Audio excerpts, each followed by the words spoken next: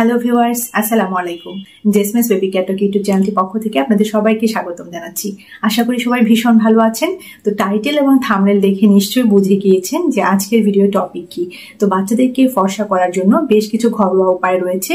আসলে এখানে একটি মিসকনসেপশন রয়েছে যে বাচ্চাদেরকে ফর্সা করা যায় না, বাট বাচ্চাদের ত্বকের রংটা যেন সুন্দর হয়, মানে ত্বকের পরিচর্যা করার জন্য কিছু ঘরোয়া উপায় রয়েছে যেগুলো যদি আমরা মেনটেন করি বা ফলো করি বা অ্যাপ্লাই করি তাহলে বাচ্চাদের ত্বকটা খুব সুন্দর থাকে, স্নিগ্ধ থাকে এবং বাচ্চাদের ত্বকের কোমলতাটা বজায় থাকে।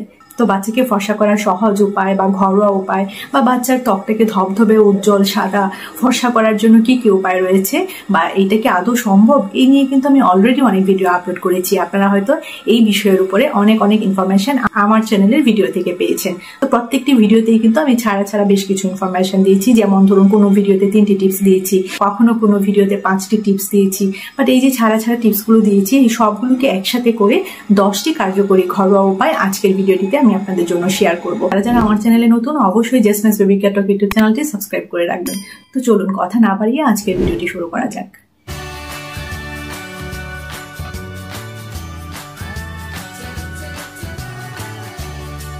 তো প্রথমেই বলি যে দেখুন, ত্বকের পরিচর্যা করা এবং বাচ্চাদের গায়ের রং মানে গায়ের রংটাকে ফর্সা করা এক জিনিস নয়।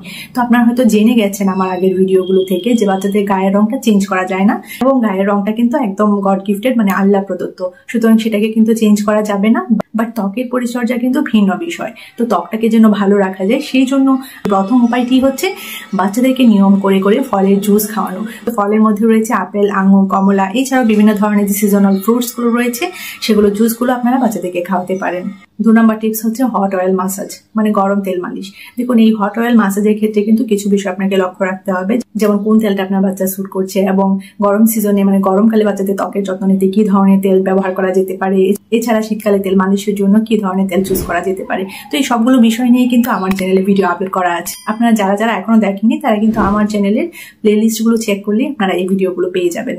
3 নম্বর টিপস দিব। তো 3 নম্বর টিপসটা হচ্ছে যখন বাচ্চাদেরকে গোসল করাবেন তখন এই যে পানির যে টেম্পারেচারটা সেটা, তো পানিটা যেন খুব বেশি গরম না হয় এবং খুব বেশি যেন ঠান্ডা না হয়। খুব বেশি গরম বা খুব বেশি ঠান্ডা হলে কিন্তু বাচ্চাদের ত্বকের উজ্জ্বলতাটা, ত্বকের কোমলতাটা সেটা কিন্তু হারিয়ে যায়। দেখা যায় যে ত্বকটা কিন্তু রাফ হয়ে যায়, খসখসে হয়ে যায়। সেই জন্য পানির টেম্পারেচারটা যেন ঠিক থাকে বা টেম্পারেচারটা যেন নাতিশীতোষ্ণ থাকে সেই দিকটা এনশিওর করবেন, সেই দিকটা নিশ্চিত করবেন।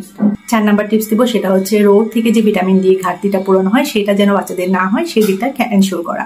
বাচ্চাদেরকে অবশ্যই রোদ লাগাতে হবে এবং কোন টাইমে রোদ লাগাতে হবে, ভিটামিন ডিটা যেন বাচ্চারা পায় সেই জন্য সেই টাইমটা নিশ্চয়ই আপনারা জানেন, মানে 8টা সাড়ে 8টার পর কিন্তু নয়, যেহেতু এখন সামার সিজন চলছে। দেখুন, গরমকালে কিন্তু অবশ্যই 8টা সাড়ে 8টার পর থেকে বিকেল 4টা পর্যন্ত রোদের মধ্যে কিন্তু বাচ্চাদেরকে নেওয়া যাবে না, ঠিক আছে?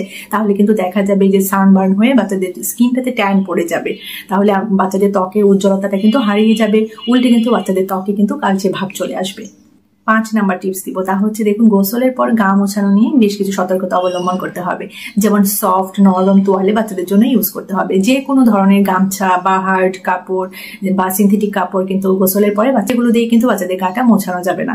বেবি টাওয়েল গুলো কিন্তু আলাদা করে কিনতে পাওয়া যায়, আপনারা সেগুলো বাজার থেকে বা মার্কেট থেকে আপনারা সেগুলো কিনে নেবেন এবং সেগুলো দিয়ে কিন্তু সুন্দরভাবে বেশ আলতোভাবে বাচ্চাদের গাটা স্পঞ্জ করে দিবেন বা মুছে দিবেন। তো দেখুন, নরম তোয়ালে মানে সফট তোয়ালে বা বেবি টাওয়েল এটা কিন্তু বেশ গুরুত্বপূর্ণ একটি বিষয় যেটা গোসলের পরে অনেক বাবা মায়েরা কিন্তু মেনটেন করেন না। এটা কিন্তু অবশ্যই মেনটেন করতে হবে। আপনি যদি কনসার্ন হয়ে থাকেন যে আপনার বাচ্চার স্কিনটা যেন সুন্দর হয়, ত্বকের উজ্জ্বলতাটা যেন ঠিক থাকে, কোমলতা, নমনীয়তা এই বিষয়গুলো যেন ঠিক থাকে, এই বিষয়গুলো নিয়ে যদি আপনি কনসার্ন হয়ে থাকেন তাহলে অবশ্যই বাচ্চাকে গোসলের পরে কোন টাওয়েল দিয়ে বা কোন কাপড় দিয়ে গা মোছানো হবে সেই বিষয়টা অবশ্যই নিশ্চিত করবেন।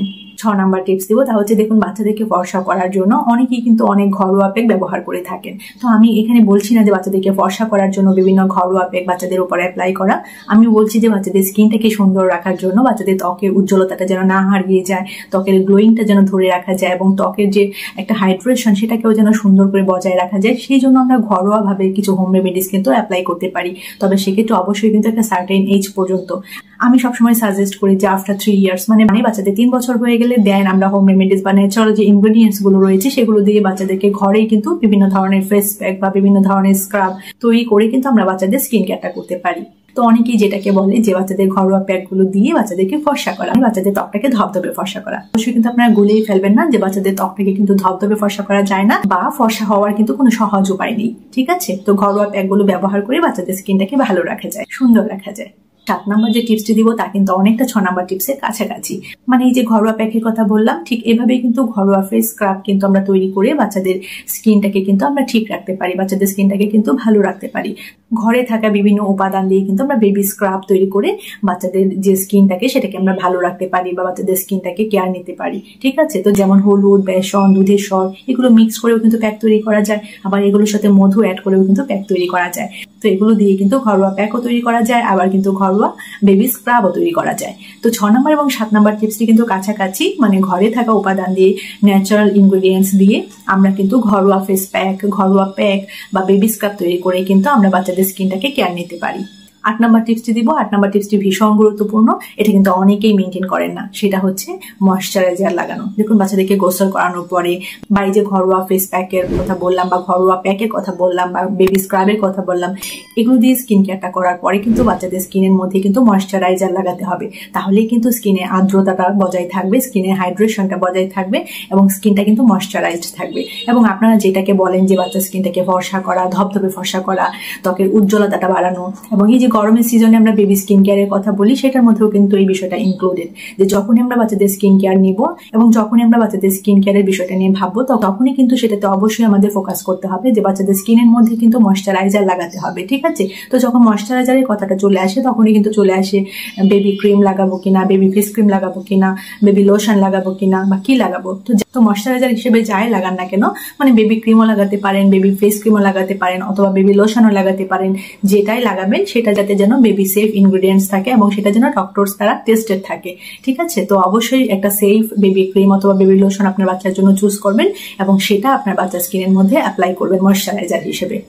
এছাড়াও আপনি যদি আমার চ্যানেলে নতুন হয়ে থাকেন, এখনো যদি আমার আগের ভিডিওগুলো না দেখে থাকেন, তাহলে হয়তো আপনি বুঝবেন না যে বাচ্চার জন্য কিভাবে বেবি ক্রিম কিনবেন, কিভাবে বেবি লোশন কিনবেন, বা কি বেবি ক্রিম কিনতে পারেন বা কি বেবি লোশন কিনতে পারেন। তো সবগুলো বিষয় সম্পর্কে কিন্তু আমি অলরেডি অনেক ভিডিও আপলোড করেছি। আপনি যদি এখনো ভিডিওগুলো না দেখে থাকেন তাহলে অবশ্যই আমার চ্যানেলের সামার বেবি কেয়ার বা বেবি স্কিন কেয়ার যে প্লে লিস্টগুলো রয়েছে সেগুলো চেক করবেন, সেগুলোতে ভিডিওগুলো রয়েছে। আপনি ভিডিওগুলো দেখলে কিন্তু অনেক অনেক ইনফরমেশন পেয়ে যাবেন এবং এই যে আপনার কনফিউশনগুলো বা এই যে আপনার চিন্তা ভাবনাগুলো, দুশ্চিন্তাগুলো যে কি কিনবেন, কিভাবে কিনবেন, বাচ্চার জন্য কোন ক্রিম কিনবেন, কোন লোশন কিনবেন, এগুলো কিন্তু সলভ হয়ে যাবে। এছাড়াও সব থেকে বেস্ট সলিউশন হচ্ছে একজন স্কিন স্পেশালিস্টের সাথে কথা বলা অথবা একজন বেবি ডক্টরের সাথে কথা বলা। আপনার নিকটস্থ একজন বেবি ডক্টরের সাথে আপনি কথা বলতে পারেন অথবা একজন স্কিন স্পেশালিস্টের সাথে কথা বলতে পারেন যে আপনার বাচ্চার জন্য আপনি কোন বেবি ক্রিমটা চুজ করতে পারেন। এই গরমের সিজনে বাচ্চাদের ত্বকের যত্নটা নিতে আপনি কোন বেবি ক্রিম অথবা কোন বেবি লোশন ময়শ্চারাইজার হিসেবে চুজ করতে পারেন বা কিনতে পারেন। দেখুন বাচ্চাদের জন্য যখন সেফ ইনগ্রিডিয়েন্টস দিয়ে তৈরি বেবি ক্রিম বা বেবি লোশন ময়শ্চারাইজার হিসেবে বাচ্চাদের স্কিনে লাগাবেন, তখনই কিন্তু বাচ্চাদের স্কিনটা কিন্তু খুব ভালো থাকবে এবং বাচ্চাদের ত্বকের যে উজ্জ্বলতাটা রয়েছে সেটা কিন্তু বজায় থাকবে, কোমলতাটা বজায় থাকবে, নমনীয়তাটা বজায় থাকবে এবং স্কিনটা কিন্তু ড্রাই হয়ে যাবে না, অনেক বেশি রাফ হয়ে যাবে না। তো অবশ্যই এই বিষয়গুলো খেয়াল রাখবেন। তো বাচ্চাদেরকে ফর্সা করার জন্য বা বাচ্চাকে ফর্সা করার যে সহজ উপায়গুলো রয়েছে তার মধ্যে যে 10টি উপায়ের কথা আমি বলছি তার মধ্যে 9 নম্বর উপায়টি বলবো, সেটি হচ্ছে দেখুন বেবি সোপকে কিন্তু না বলতে হবে। বেবি সোপের মধ্যে অনেক ধরনের কিন্তু ক্ষতিকর কেমিক্যাল থাকে, এছাড়া অনেক বেশি ক্ষার থাকে সাবানে। ঠিক আছে, তো সেই জন্য বেবি সোপটা না ইউজ করে আপনারা বেবি বডি ওয়াশ ইউজ করতে পারেন। এবং এটা কিন্তু আপনারা সবাই জানেন যে বাচ্চাদের স্কিনটা খুব বেশি সংবেদনশীল হয়ে থাকে, সেই জন্য বাচ্চাদের স্কিনের উপরে কোনো ধরনের আর্টিফিশিয়াল ফ্র্যাগ্রেন্স রয়েছে, আর্টিফিশিয়াল কালার রয়েছে বা অনেক ধরনের ক্ষতিকর কেমিক্যাল রয়েছে, সেই ধরনের প্রোডাক্ট কিন্তু বাচ্চাদের স্কিনের উপরে অ্যাপ্লাই করা ঠিক নাই। সেই জন্য কিন্তু বেবি সোপটা না ইউজ করে বেবি বডি ওয়াশ আপনারা ইউজ করতে পারেন। ফাইনালি বাচ্চাদেরকে ফর্সা করার জন্য বা বাচ্চাদের ত্বকের উজ্জ্বলতাটা যেন বজায় থাকে এবং ত্বকের উজ্জ্বলতাটাকে ধরে রাখার জন্য যে টিপসটি দিব তা হচ্ছে দেখুন বাচ্চাদের স্কিনের মধ্যে বাদাম তেল অ্যাপ্লাই করা।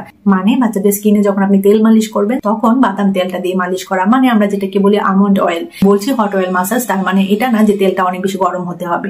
কুসুম গরম করে আপনারা বাদাম তেলটাকে বাচ্চাদের স্কিনে অ্যাপ্লাই করতে পারেন যখন আপনি বাচ্চার ত্বকের মধ্যে তেল মালিশ করবেন। ঠিক আছে, অনেকেই কেন মনে করেন যে বাদাম তেলটা দিয়ে মালিশ করলে বাচ্চাদের স্কিনটা সুন্দর হবে, ফর্সা হবে, ধবধবে ফর্সা হবে। আমি সেটাকে মনে করি না যে ধবধবে ফর্সা হবে, বাট বাচ্চাদের স্কিনটা খুব ভালো থাকবে। তো কেন বাদাম তেলটাকে এত বেশি হাইলাইটেড করা হয়, তার কারণ হচ্ছে বাদাম তেলের মধ্যে ভিটামিন ই রয়েছে এবং ত্বকের জন্য কিন্তু ভিটামিন ইটা খুব খুব ভালো, সেই জন্যই কিন্তু বাদাম তেলটাকে সাজেস্ট করা হয়। বা অনেকেই মনে করেন যে বাদাম তেলটা দিয়ে যদি রেগুলার বেসিসে বাচ্চার ত্বকের উপরে মালিশ করা যেতে পারে তাহলে বাচ্চাদের স্কিনটা কিন্তু খুব ভালো থাকে। তো ফর্সা হওয়া সহজ উপায় বা বাচ্চাদেরকে ফর্সা করার জন্য ঘরোয়া যে উপায়গুলো রয়েছে তার মধ্যে 10টি কার্যকরী উপায় আপনাদের সাথে শেয়ার করলাম। আশা করি এই 10টি কার্যকরী উপায় একটি ভিডিওর মাধ্যমে জানতে পেরে আপনাদের অনেক ভালো লেগেছে। তো কেন কেমন লেগেছে আমাকে অবশ্যই কমেন্ট সেকশনে জানাবেন। আর এরকম ছোট বড় অনেক ইনফরমেশন পেতে অবশ্যই কিন্তু চ্যানেলটির সাথে থাকবেন। যারা যারা চ্যানেলটি এখনো সাবস্ক্রাইব করেননি সাবস্ক্রাইব করে দিবেন, বেল আইকনে ক্লিক করে রাখবেন যেন আমার পরবর্তী ভিডিও আসা মাত্রই আপনি নোটিফিকেশন পেয়ে যান।